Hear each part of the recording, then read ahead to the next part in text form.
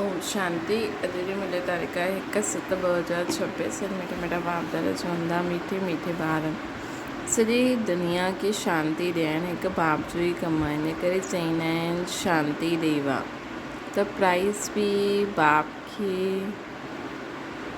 बि बाप खे मिलणी खपे न। प्रश्न आहे कहिड़ा ॿार बाप खे पूरो फॉलो करे सघंदा आहिनि। उत्तर जो बाप जे समान पावन ठहींदा आहिनि उहे ई पूरो फॉलो करे सघंदा आहिनि। जो पक्का आशिक़ ठहिया आहिनि उहे मुंहिंजे माशूक़ खे पूरो फॉलो करे सघंदा आहिनि।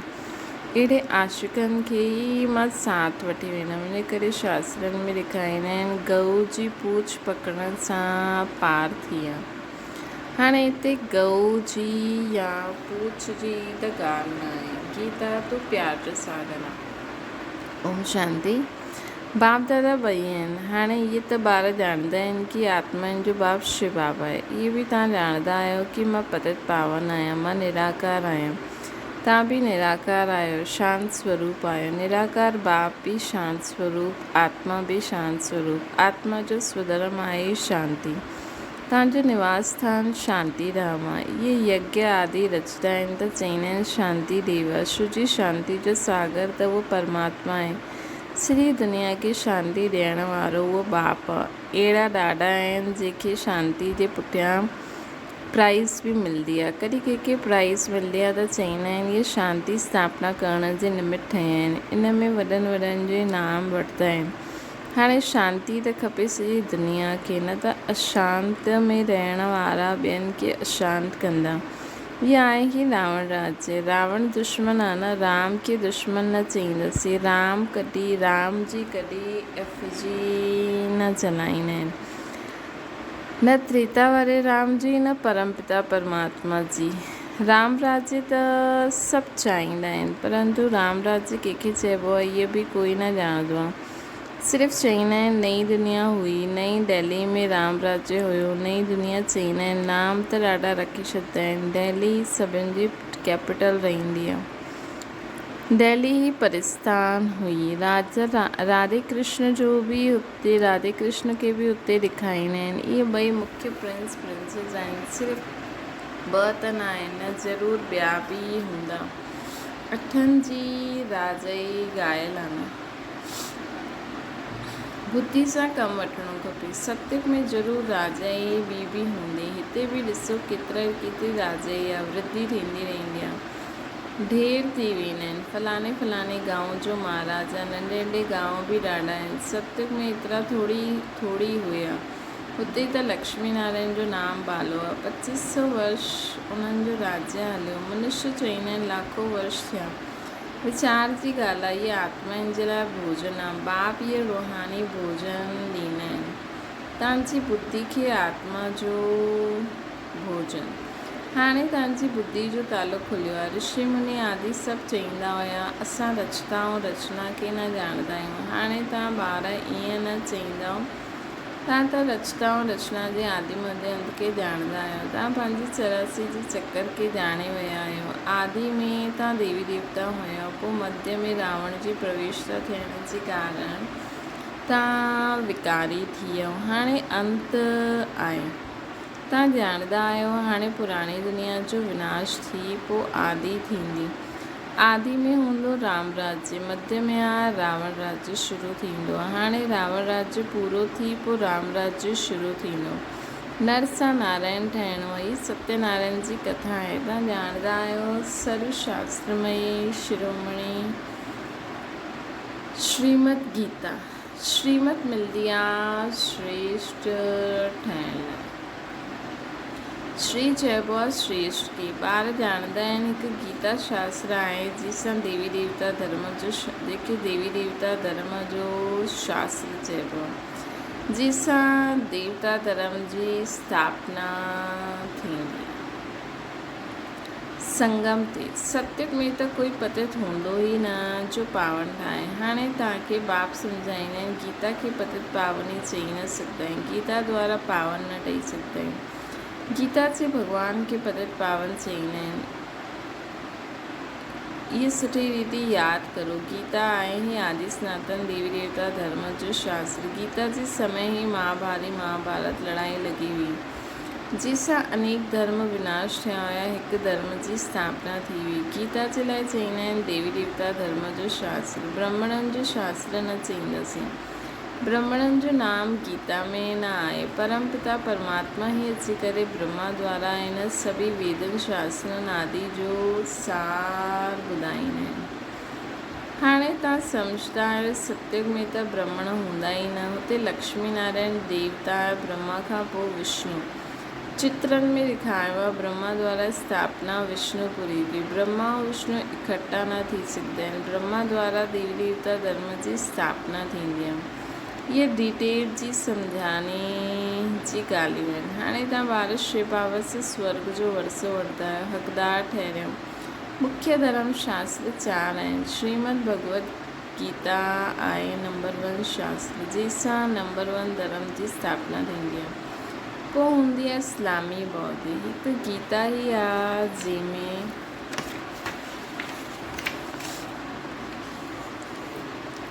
श्रीमद भगवत गीता लिखल आहे। ॿियो कोई शास्त्र में श्रीमद न आहे। श्रीमद इस्लाम, श्रीमद बौद्धी शास्त्र न आहे। ॻायल बि आहे न, हीअं न ॻायल आहे। श्रीमद भगवत गीता ई चइबो।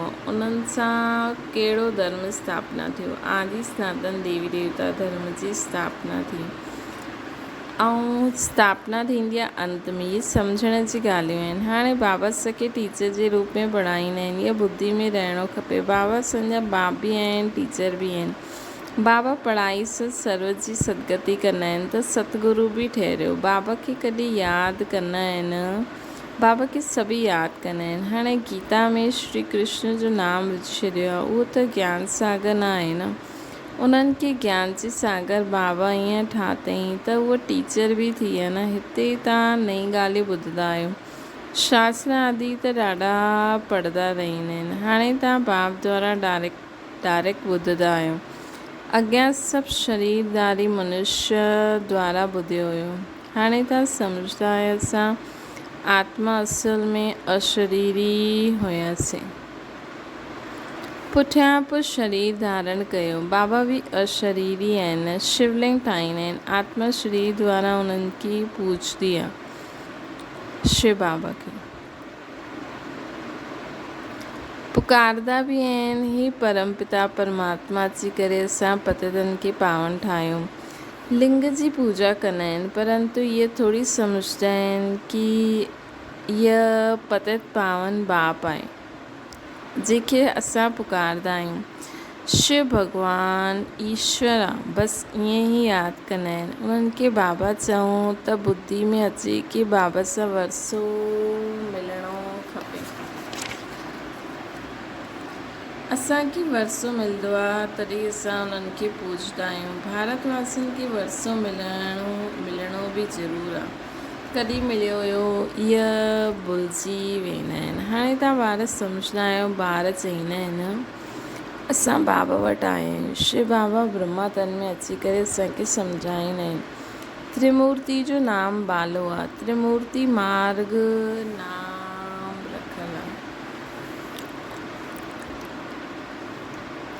बाप जी महिमा ॾाढी आहे। गीता में बि ॿुधियो गीत में बि ॿुधियो प्यार जो सागर आहे। सर्व जो सदगति दाता आहे शिव बाबा।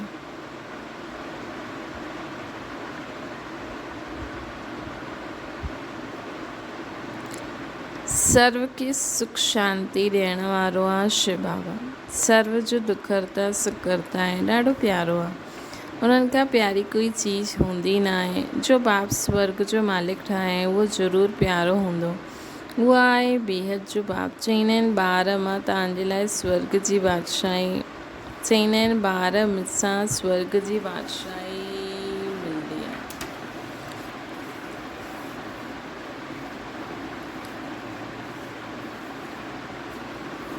मूंसां स्वर्ग जी बादशाही मिलंदी आहे। तव्हां आत्मायूं भाउ आहियो। हाणे बाप द्वारा तव्हां ॿुधो था सभी आत्मायूं बाप खे यादि कंदियूं आहिनि। बाबा असांखे अची करे पावन ठाहियो। हाणे आत्मा चईंदी आहे बाबा आयल आहिनि। असां सभिनि खे पावन ठाहिण।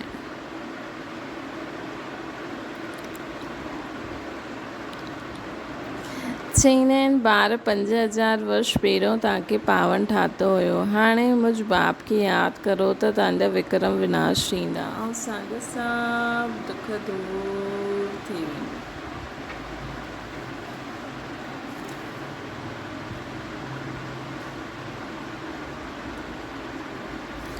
पुकारदा बि आहिनि हे पतित पावन अचो, अथवा तालियूं वॼाईंदा आहिनि, रड़ियूं मारदा रहंदा आहिनि। पतित पावन सीताराम त ख़ुदि पतित ठहिरिया न। इहा आहे ई नर्क, इनखे रौरव नर्क चइबो आहे। गरुड़ पुराण में बि रोचक ॻाल्हियूं लिखी छॾियूं अथनि। इहे चइण सां इहे ठहींदा, इहे थींदो। पोइ चई ॾींदा आहिनि गऊ जी पुछ पकड़ण सां स्वर्ग में हली वेंदो। ईअं कुझु लिखियलु आहे। हाणे जानवर जी त ॻाल्हि न आहे, तव्हां गऊ माता आहियो न। तव्हांजी पूछ अथवा तव्हांजी पीठ जेसिताईं कोई न पकड़े तेसिताईं रास्तो मिली न सघे।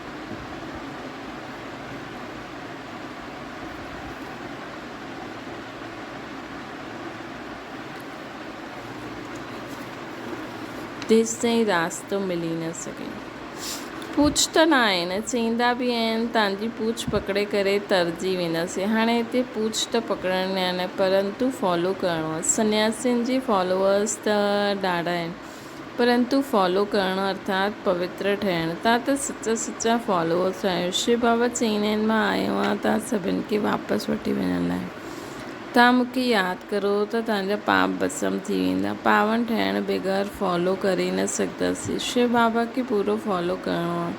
तव्हां हिते वेठा आहियो फॉलो करण लाइ। भक्ति मार्ग में बि मूंखे यादि कंदा आहिनि। तव्हां ॼाणंदा आहियो आत्मायूं आशिक़ आहिनि।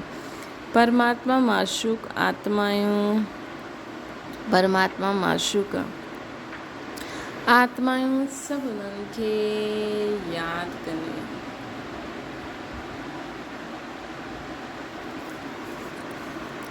ऐं उहे आया आहिनि असांखे वठी वञण लाइ। चईंदा आहिनि मूंखे फॉलो करो त तव्हां सां गॾु तव्हांखे मां साथ में वठी हलंदमि। कीअं फॉलो करो उहे सम्झाईंदा आहिनि। मां पावन आहियां, तव्हां पतित आहियो, त ज़रूरु पावन ठहिणो पए न, ज़रूरु फॉलो करिणो पए। विकारी त फॉलो करे न सघे। फॉलो करण लाइ मुंहिंजे समान पावन ठहो। छा मां पतितनि खे पाण सां गॾु शांतिधाम में वठी हलंदमि? एतिरा सभु मनुष्य भक्ति जप तप आदि कंदा आहिनि मुक्ति पाइण जे लाइ। जी हिते दुख आहे, चाहींदा आहिनि असां पंहिंजे घर वापसि वञूं। एॾा सारा आत्मा आहिनि। बाबा चईंदा आहिनि जेसिताईं पवित्र न ठहींदव तेसिताईं कीअं हलंदव? पवित्र त ठहिणो पए न। मां पावन आहियां तॾहिं त तव्हांखे पावन ठाहींदो आहे न। ईंदमि बि ब्रह्मा जे तन में, ईंदनि बि ब्रह्मा जे तन में। मां रचता आहियां, मां हिन ब्रह्मा जे तन में ईंदो आहे। ॾेखारींदा बि आहिनि ब्रह्मा द्वारा बाप देवी देवता धर्म जी स्थापना कंदा आहिनि।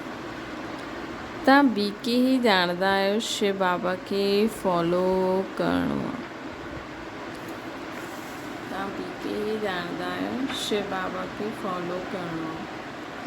बाप चईंदा आहिनि मूंखे यादि करो त मां प्रतिज्ञा कंदो आहियां पावन दुनिया में वठी हलंदमि। ॿियो कोई उपाय न आहे। चईंदा आहिनि पतित पावन या त दृष्टि मथे वेंदी आहे या त पाणी तरफ़ ॾिसंदा आहिनि। गंगा त पतित पावन ई न आहे न, ही त सागर सां निकिती हुई नदियूं आहिनि। हाणे पूछ त तव्हांजो पकड़णु खपे।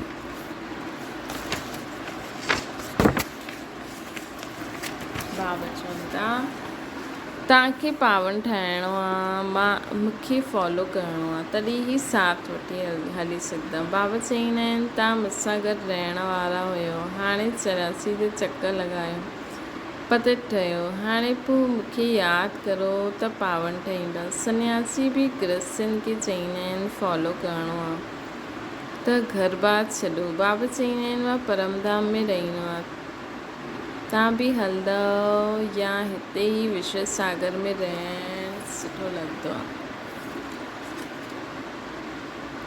तव्हां त पुकारदा आया आहियो ही पतित पावन अचो। हाणे बाबा आया आहिनि साथ वठी वञण लाइ। कल्प कल्प अची करे तव्हांखे मां साथ वठी वेंदमि, बसि सतयुग में तव्हां ॾाढा सुखी रहंदव। इहे लक्ष्मी नारायण स्वर्ग जा मालिक हुया। इन्हनि खे एतिरो सुख ॾियण वारो केरु?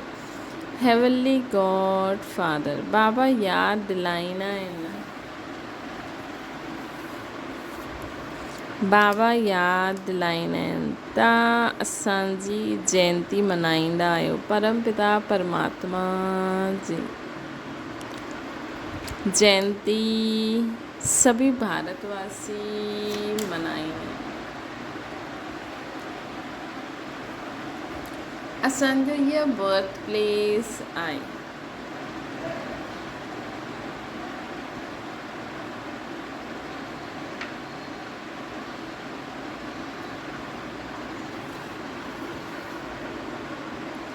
असांजो इहा बर्थ प्लेस आहे।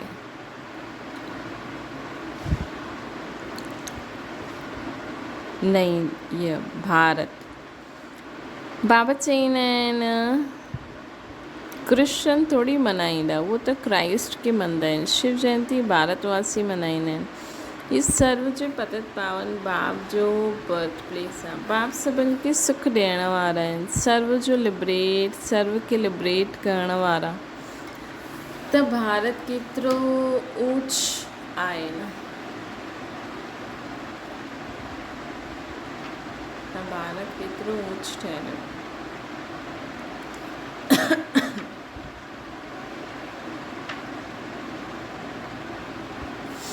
बाप ॼाणंदा आहिनि ड्रामा अनुसार जॾहिं असांजा ॿार ॾाढा दुखी थी वेंदा आहिनि तॾहिं मां ईंदो आहे वरसो ॾियणु। बाबा आहिनि ज्ञान जा सागर, सुख जा सागर। ॿारनि खे वरसो ॾियनि था, चईंदा आहिनि मूंखे फॉलो करो। इहे ॼाणंदा आहियो असां आत्मा विकारी आहियूं, इन करे शरीर बि विकारी आहे। सतयुग में आत्मा पवित्र हुई त शरीर बि पवित्र मिलंदो आहे। हाणे बाप चईंदा आहिनि ॿार पावन ठहो, यादि सां ई सतो प्रधान ठहींदा, यादि सां ई सतो प्रधान ठहींदा। अच्छा, मीठी मीठी सिक लॾे ॿारनि प्रति माता पिता बाप दादा जो या प्यार ऐं गुड मॉर्निंग। रूहानी बाप जी से सभिनि रूहानी ॿारनि खे नमस्ते। असांजी बि रूहानी माता पिता बाप दादा खे यादि प्यार गुड मॉर्निंग और नमस्ते। धारणा जे लाइ मुख्य सार। बाप सां स्वर्ग जो वरसो वठण लाइ मां आत्मा भाई आहियां, इहो पको करिणो आहे। ॾाढो प्यार सां रहणो आहे। जीअं बाप प्यारे ते प्यारो आहे ईअं प्यारो ठहिणो आहे। बाप ॿियो आहे, बाप समान पावन ठही करे बाप खे पूरो फॉलो करिणो आहे। बाप सां गॾु वापसि घर शांति धाम में हलण लाइ पावन ज़रूरु ठहिणो आहे। वरदाना निर्बल आत्माउनि में शक्ति जो फोर्स भरण वारा ज्ञानदाता सुवरदाता ठहनि। वर्तमान समय निर्बल आत्माउनि में एतिरी शक्ति न आहे जो जंप ॾेई सघनि, उन्हनि खे एक्स्ट्रा फोर्स खपे। त तव्हां विशेष आत्माउनि खे स्वयं में विशेष शक्ति भरे करे उन्हनि खे हाई जंप दिलाइणो आहे। इन जे लाइ ज्ञानदाता सां गॾु शक्तियुनि जे वरदाता ठहो। रचता जो प्रभाव रचना ते पवंदो आहे, इन करे वरदानी ठही करे पंहिंजी रचना खे सर्व शक्तियुनि जो वरदान ॾियो। हाणे इहा सर्विस जी आवश्यकता आहे। स्लोगन आहे साक्षी थी करे हर खेल ॾिसो त सेफ बि रहंदा, मज़ो बि ईंदो। अव्यक्त इशारो आहे, तव्हां महान तपस्वी आत्मा ज्वाला स्वरूप शक्तिशाली यादि द्वारा प्राप्तियुनि जी किरणनि जी अनुभूति करो बि ऐं करायो बि। तव्हांजो तपस्वी स्वरूप ॿियनि खे ॾियण जो स्वरूप आहे। जीअं सूर्य विश्व खे रोशनी ॾींदो आहे ऐं अनेक विनाशी प्राप्तियुनि जी अनुभूति कराईंदो आहे, ईअं तव्हां पंहिंजे तपस्वी स्वरूप द्वारा हर हिक खे शांति ऐं शक्ति जी किरणियूं ॾेई करे उन्हनि खे उहा अनुभूति करायो। अच्छा, ओम शांति। बाबा खे यादि करो।